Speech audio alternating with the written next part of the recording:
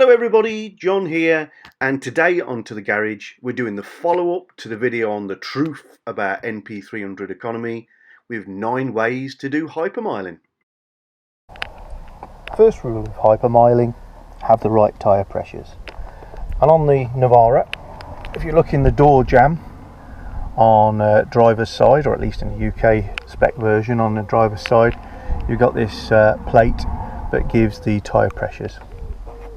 And what this is showing is that front tyres 35 psi medium load, 35 psi high load.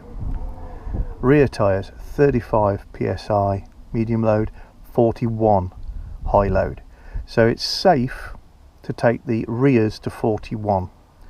First thing is just check what we've got. So front tyre is actually a little over 35, so I'll stick that. Matching value more or less, over 35 for sure. We're on 38, so he can be inflated some more. 38. So first thing we're going to do is back us up to the compressor, and I'll talk to you again when we've got the best pressures in the tyres. This first leg of our journey is very rural. So for this stage of the journey, the main hypermiling technique that I'll be using, and that is treat the brake as your enemy. Now, before anybody gets agitated, if you need the brakes, you hit the brakes. This is not about being dangerous. What it means is drive in such a way that you don't need to use the brakes. Now, these are obviously quite winding country roads, and I could sprint from little straight to little straight, accelerating out of each one. Instead, what I'm doing is I'm building speed slowly, as is obvious good common sense when you're trying to increase your economy, but at the same time as trying to build speed gently, we're trying not to scrub it back off. If we do have to scrub it off, we do it by releasing the throttle early and cruising through the curvy bits. It's basically all about anticipation. I've got a bit of an advantage coming up in that I know there's a set of traffic lights. I can actually see them in the mid-distance, red now. What I don't want to do is get to those traffic lights on red. I'd love to get to them on green. So I'm backing off on the throttle all the time, and I may have to pull up. I'm applying just a little bit, try a trick, there it is, little bit of brake, but basically kept some momentum. Now smoothly out the other side.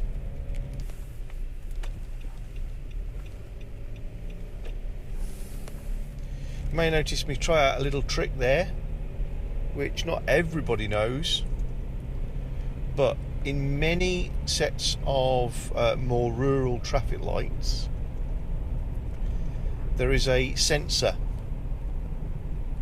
and that sensor is basically there so that in the middle of the night, there's not a lot of traffic around, if there are no cars waiting to come out of a small side road, a minor road, it'll keep the main road on green far longer. However, if it detects a headlight, then it reverts back to its normal routine. And in doing so, sometimes if you flash your main beam, you can trigger at dusk or in the dark a traffic light to make an early change to a green. And it's 2 flashes on main beam. For any of you who didn't catch what I did the first time, look on the grass on the left just as past the sign and you'll see the headlights flash. There they are, 2, and immediately the lights change to green. That's a tip I picked up from an ambulance driver. Just a word about the display on the Navara. It's actually quite a good display for a regular Hypermiler. There's not a lot of information there, but the graphic is pretty decent. So what have we got? We've got the arrowhead, which is indicating our current average MPG, miles per gallon. Obviously you can switch it to litres per 100 kilometres if you prefer. So that's our 38.6 miles per gallon. The bar behind it, which I'm making rather large at the moment because I'm drafting, bad boy, is the instantaneous fuel consumption, not drafting. That's where it comes to. And that shows you what you're doing right now. And why that is so cool that those 2 things are displayed in that way is any time that I can get the bar fractionally ahead of the arrow, I know that I'm improving my miles per gallon. It's getting better. I'm making the average better.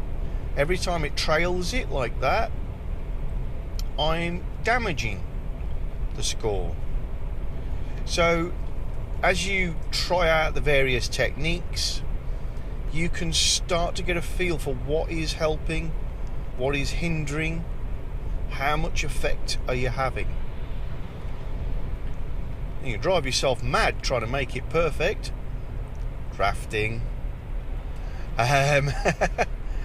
but it is a very useful display. Another great trick to pull off as a Hypermiler is a psychological one. That's traffic like this, heavy, it's slowing you down, but it's moving. It used to be something that you didn't like, but it hurt you. If you're a Hypermiler, this is a great excuse to go as fast as can be gone while saving loads of miles per gallon. Because, as we've discussed previously, aerodynamics plays a huge factor in economy, and as you get quicker, the effect of bad aerodynamics is exponential. It doubles and redoubles. So going a little slower actually helps economy dramatically. So this sort of sticky traffic like this is great for your fuel consumption, and you can use that to change your attitude towards it and towards your driving generally. Saying, oh great, I'm now not holding anybody up, I'm still going as fast as I can go. Now I've got a different challenge in terms of maximising what I can get out of this situation. I don't want to stop and start. I want to keep moving. I want to keep the flow. We've got an island coming up, How can I try to get round it without stopping and therefore having to use more gas to get going? I know that I'm going to be in the left-hand lane. Have to be, because I'm turning left. The traffic's slowing. Let's apply plenty of brake now, and then a tiny bit of gas, and see if I can keep the car moving. I don't need to be on the bumper of that car in front. If I was there, I wouldn't have any advantage. Can we keep crawling in this lane? See the traffic moving off. I might have to stop. Not quite. I'm using no gas at all. There's no point. No throttle. Tiny bit of throttle. There's no point in closing that gap. I might need it to keep rolling into.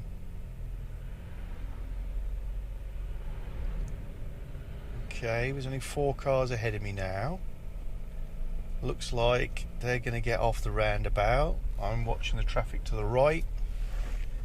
There's one coming round. No point in rushing into his path or the dust cart. Let's ease off and use this gap.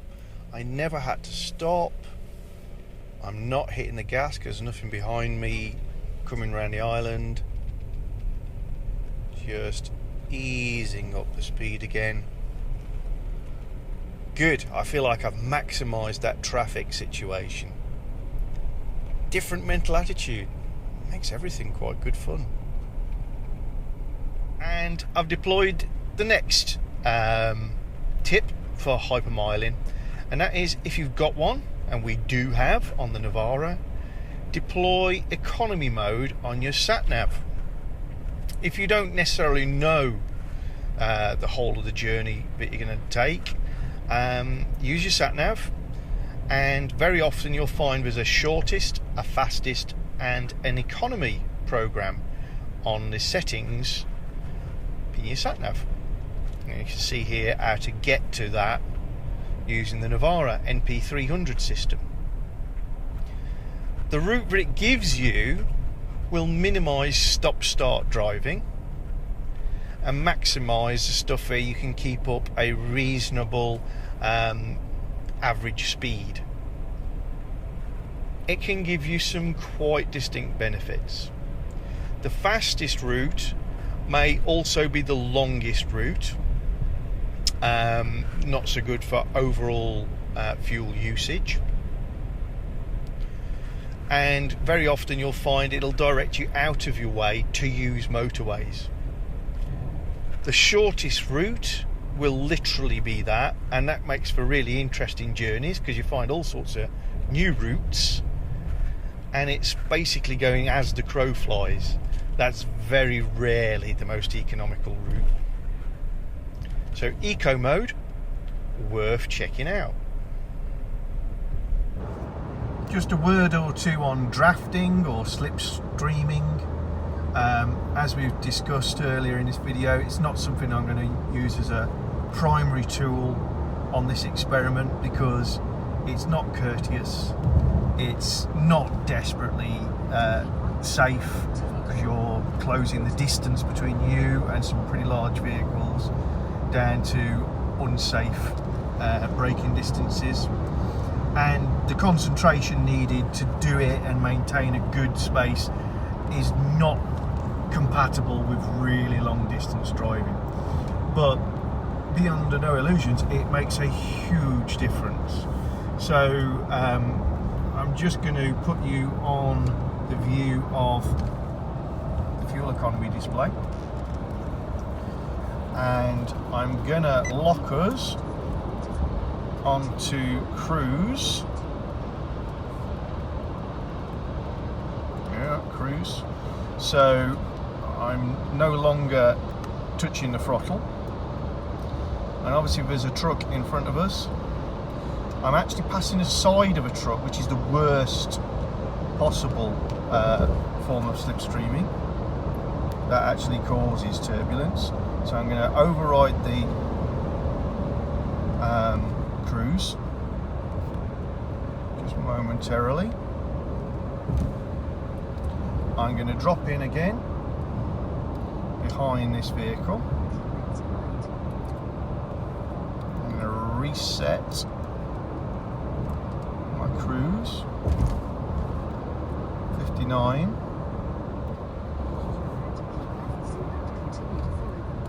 So I'm not touching the throttle. You can see the effect. The road ahead is pretty flat and level, as much as I can tell by eye anyway. And whilst I maintain this sort of distance, you can see the bar chart is going crazy. It's right off the scale. Get rid of that again. And we're going to have to brake off left in a moment. What I want to do is pull out of the slipstream of this vehicle without really touching anything and let you see the difference. So nothing's changing. Road's a little bit lumpy here, that's affecting the slipstreaming, and it's a breezy day, so you get some sort of gusty effects. 500 yards till I've got to pull off left. Don't know what the truck's doing, just actually slipping a little bit far back and I'm back in. See the difference it makes. Okay, now we're in a position where I can pull out of his slipstream. Let's do that.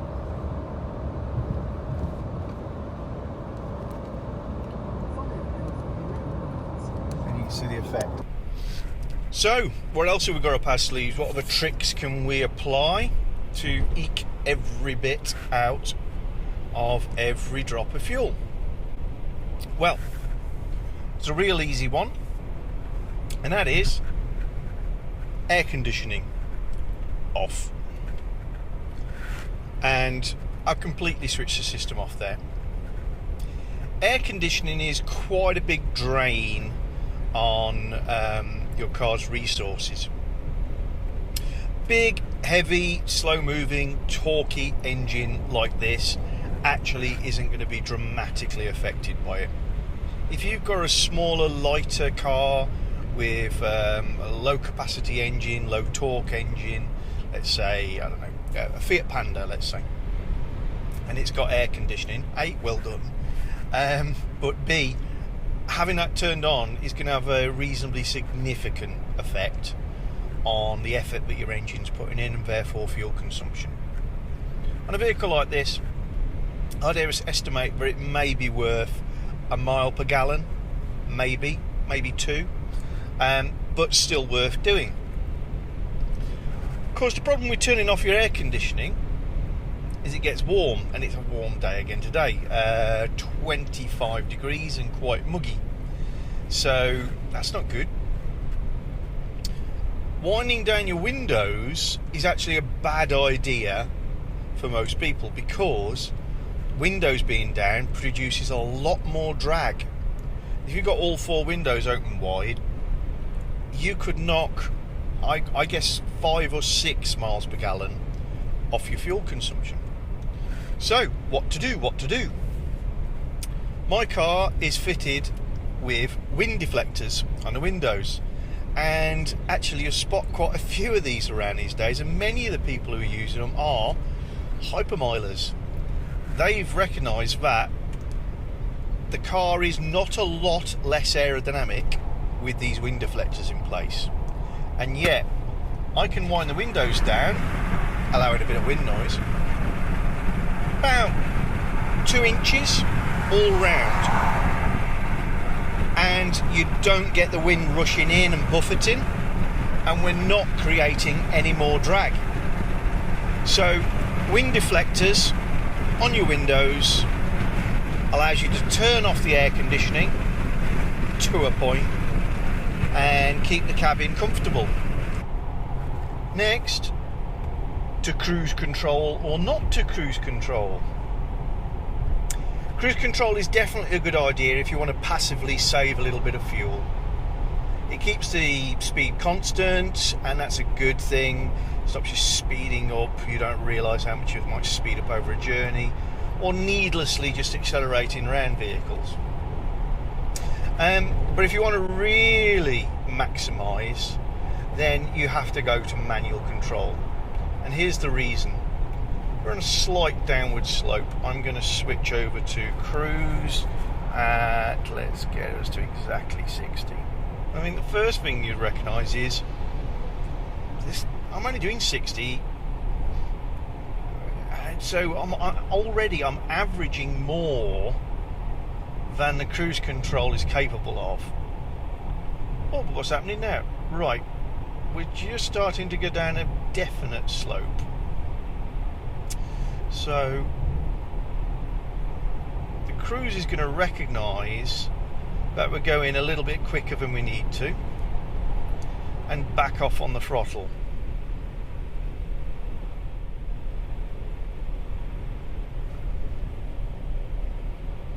And there it is. So it's backed off on the throttle and we're making great savings.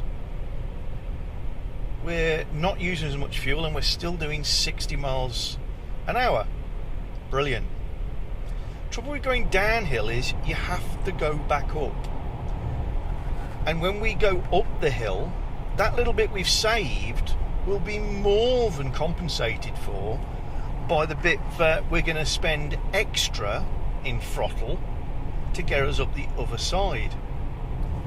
And therein lies the issue with cruise control for hypermiling. If I switch to manual control of the vehicle, so I'm going to turn the cruise back off now. So we're going down a bit of a slope at the moment, and if we were in cruise, let's just engage it just for a second, there would be 90 plus indicated. Taking it off cruise, what I'm doing is I'm actually applying some throttle. I'm pushing the miles per gallon down to just above average, i.e. I'm gaining, I'm getting better and better, but I'm adding miles per hour. I'm adding to our momentum, to our stored energy, and we've just gone over to 42.3. Excellent.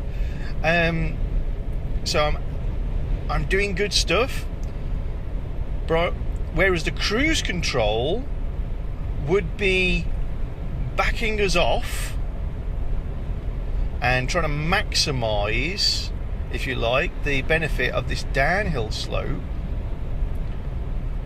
I'm investing some of the energy in building or maintaining speed for the uphill section. And we're on to the uphill section now.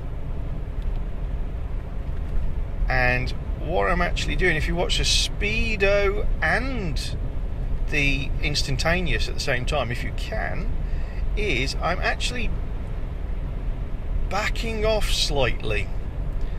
I'm very steadily taking my foot off the throttle, not fighting the slope, and shedding speed, because we're climbing anyway, we're going to shed speed or consume fuel. And as I shed speed, I'm actually using less energy. And yeah, ultimately we're going to go left hand side of that pointer before we get to the top of this slope. But that is the big difference between using cruise and not using cruise. Well, that concludes another video on To The Garage. Please come and join us again. Subscribe, give us a thumbs up, tell me your comments, I'm really interested to know about it, and share with your friends. See you again real soon, guys.